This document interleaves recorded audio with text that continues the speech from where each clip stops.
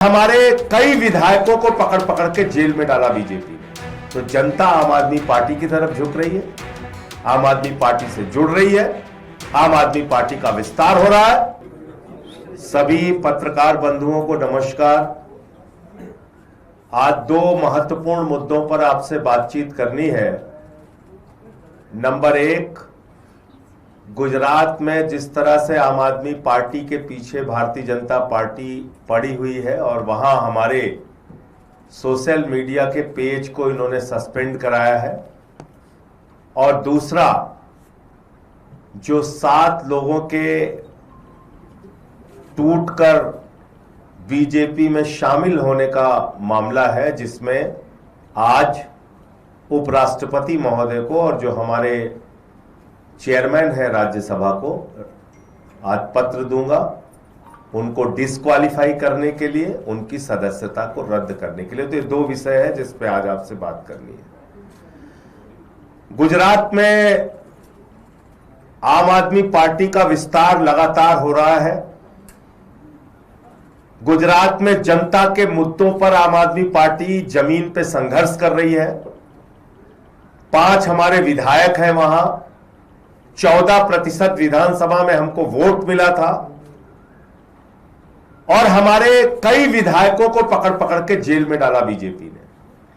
चैतर बसावा को जेल में डाला, 2 बार जेल में डाला, जो आदिवासी समाज के बड़े नेता है। यहां तक कि उनकी पत्नी को जेल में डाला। ईसुदान गढ़वी जो हमारे प्रदेश अध्यक्ष हैं, उनको जेल में डाला। गोपाल इटालिया हमारे विधायक हैं, उनको जेल में डाला। प्रवीण राम जी हमारे नेता है, उनको जेल में डाला। ऐसे तमाम लोगों को पकड़ पकड़ के पिछले कुछ महीनों में भारतीय जनता पार्टी ने जेल में डाला, उनको प्रताड़ित किया, उनको परेशान किया, उनके ऊपर तमाम सख्ती की। फिर इन्होंने अभी जो वहां पर नगर पालिका का चुनाव हो रहा है, तालुका और जिला पंचायत का चुनाव हो रहा है, नगर निगम का चुनाव हो रहा है, इसमें बहुत सारे कैंडिडेट्स को फर्जी मुकदमे लगा के, धमका के, डरा के उनके ऊपर, उनको कैंडिडेट्स ना बने, फॉर्म ना भर पाए, पार्टी की तरफ से ना खड़े हों, यह काम किया। फिर हमारे कैंडिडेट के ऊपर फायरिंग करवाई। अभी इसी नगर पालिका के चुनाव में फायरिंग करवाई गुजरात में। और आज जब मैं आपसे बातचीत कर रहा हूं तो हमारा गुजरात का फेसबुक का पेज भारतीय जनता पार्टी ने सस्पेंड करा दिया, इंस्टाग्राम का पेज भारतीय जनता पार्टी ने सस्पेंड करा दिया, और 3 अलग अलग लोगों के अकाउंट सस्पेंड करवा दिए जो सोशल मीडिया पे पोस्ट करते थे। अब इसकी वजह क्या है? बीजेपी अपने गुनाह को नहीं ठीक कर रही, अपने काम करने के तौर तरीके को नहीं ठीक कर रही। स्कूल अस्पताल कैसे बनेंगे, गुजरात का विकास कैसे होगा, इसको नहीं सही किया जा रहा। तो जनता आम आदमी पार्टी की तरफ झुक रही है, आम आदमी पार्टी से जुड़ रही है, आम आदमी पार्टी का विस्तार हो रहा है। और इसमें 8 करोड़ लोगों ने 26 दिन में सोशल मीडिया पर जाकर आम आदमी पार्टी की पोस्ट देखी है। यह कोई मामूली बात नहीं है। 8 करोड़ लोगों ने गुजरात के 26 दिन के अंदर जाके इंस्टाग्राम और फेसबुक पर आम आदमी पार्टी की पोस्ट देखी है, जिसमें कुछ उनके जन विरोधी काम थे, उससे संबंधित पोस्ट भी थी, कुछ हमारे नेताओं के भाषण थे, उनके संघर्ष थे, उनकी लड़ाइयां थी। लोग जा रहे हैं, उसको देख रहे हैं। तो इनको लगा कि जो व्यक्ति गुजरात का घर पे बैठा हुआ है, जो सड़क पर निकल के नारेबाजी नहीं कर सकता बीजेपी के खिलाफ, वो आज आम आदमी पार्टी के पक्ष में खड़ा हो रहा है, वो आज आम आदमी पार्टी को अपना समर्थन दे रहा है, वो आम आदमी पार्टी के पोस्ट को लाइक कर रहा है, देख रहा है। तो आम आदमी पार्टी की बात और विचारधारा, आम आदमी पार्टी के काम लोगों तक ना पहुंचने पाए, इसलिए हमारा इंस्टाग्राम और फेसबुक का पेज सस्पेंड किया गया। मैं गुजरात के भाइयों से कहना चाहता हूं, अपने व्हाट्सएप के माध्यम से, अपने दूसरे माध्यमों से आम आदमी पार्टी के जो वीडियोस हैं, जो उनके पोस्ट हैं, उसको ज़्यादा से ज़्यादा लोगों तक पहुंचाइए और जिस तरह से आप हमारे साथ जुड़े हुए हैं उसका और मजबूती से विस्तार कीजिए। और मैं बीजेपी वालों से कहना चाहता हूं, तुम्हारे ऐसे घिनौने खेल का कोई असर नहीं होगा। इस बार गुजरात की जनता 30 वर्षों के कुशासन का सूपड़ा साफ करेगी, ये मैं कहना चाहता हूं। और नगर निगम, नगर पालिका और पंचायत तालुका के चुनाव में भी हमारा अच्छा प्रदर्शन होगा, ये हमें पूरा विश्वास है। नंबर 1। और नंबर 2, कल आपने देखा एक गैर संवैधानिक, गैर कानूनी और नियमों के विपरीत जाकर 7 लोगों ने बीजेपी में शामिल होने का ऐलान कर दिया। यह कानूनी रूप से पूरी तरह से गलत है और जो एंटी डिफेक्शन लॉ है,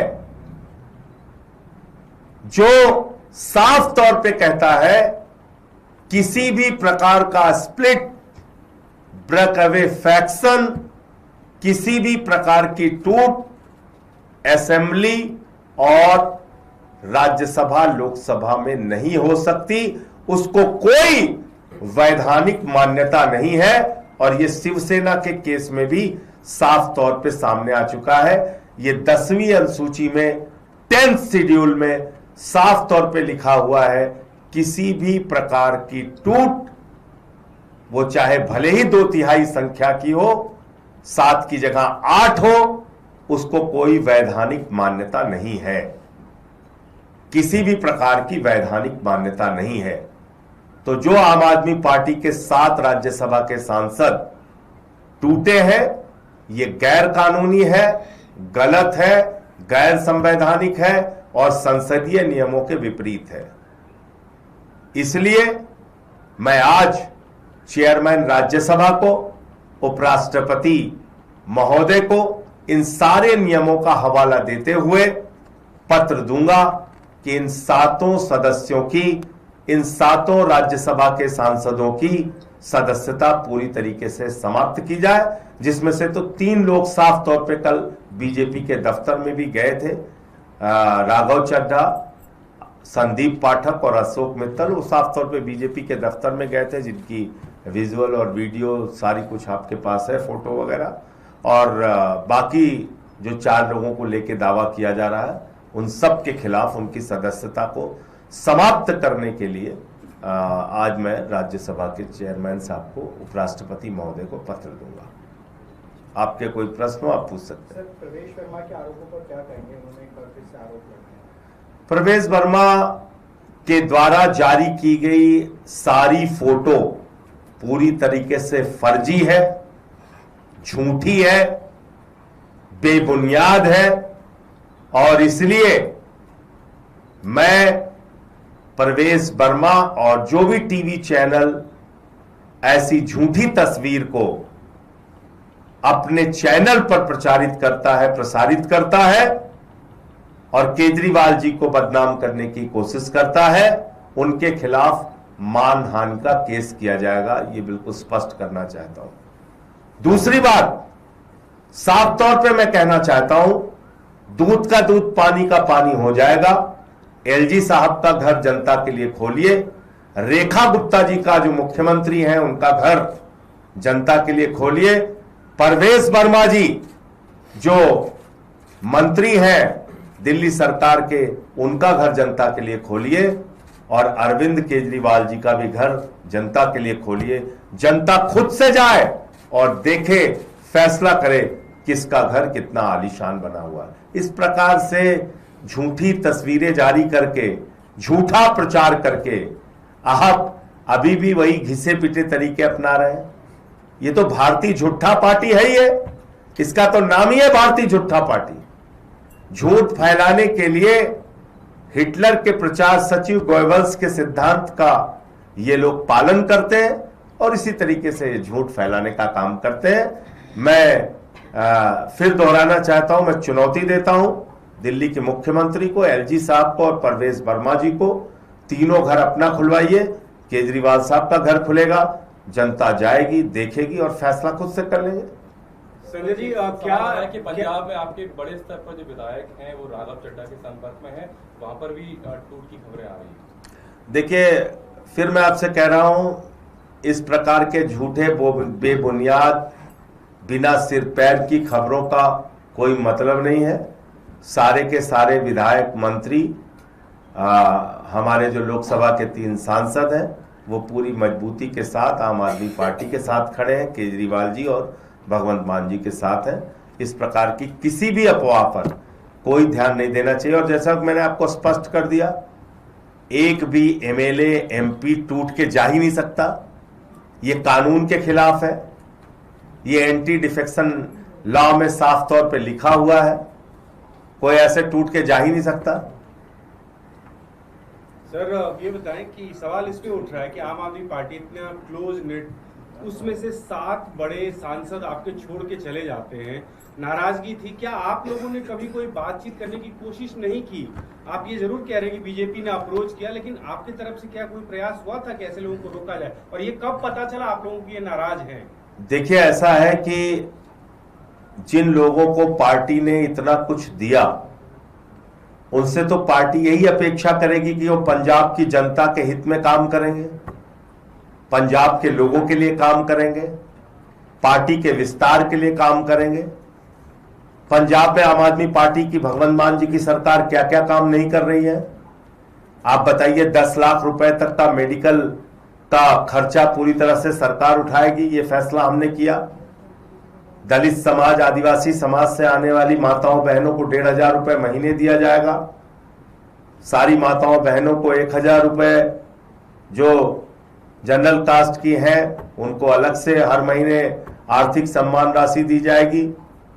इसके अलावा हमने वहां मोहल्ला क्लिनिक का मॉडल दिया, वहां पर बेहतरीन शिक्षा का मॉडल दिया, स्कूल ऑफ एमिनेंस बनाए, सरकारी नौकरियां लोगों को दी।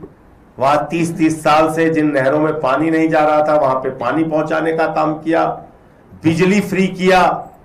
और जब से बेअदबी के खिलाफ कानून आया, इससे आम आदमी पार्टी और अरविंद केजरीवाल जी और भगवंत मान जी का ग्राफ बहुत तेजी के साथ बढ़ा। हर आदमी ने भगवंत मान जी की तारीफ की कि ये बेअदबी के खिलाफ जो कानून लेके आए हैं, इसका एक सकारात्मक संदेश पूरे पंजाब के अंदर गया है। और उससे बीजेपी घबराई, परेशान हुई। तो हमारे पंजाब के अच्छे कामों को बाधित करने के लिए यह कार्रवाई की गई। वरना आप बताइए, अशोक मित्तल पे तो 4 दिन पहले छापा मारा था इन लोगों ने, क्या क्या नहीं कह रहे थे? चोर है, बेईमान है, फलाना है, ढिमका है, ये लोग बोल रहे थे। और अचानक 4 दिन बाद वो अच्छे हो गए। तो ये भारतीय जनता पार्टी की वॉशिंग मशीन है।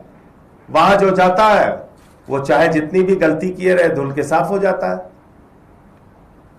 ये किया है। पार्टी को सर कब पता चला कि इतने सांसद छोड़ के जा सकते हैं? क्या ये अंदाजा था आप लोगों को? देखिए, जिस दिन अशोक मित्तल के घर पे ईडी का छापा पड़ा था और इतने बड़े पैमाने पर पड़ा था, उस दिन से ही आशंका थी। उसके पहले की तैयारी रही होगी तो मैं नहीं कह सकता, लेकिन उसके बाद से चीजें बहुत साफ तौर पे दिखाई दे रही थी।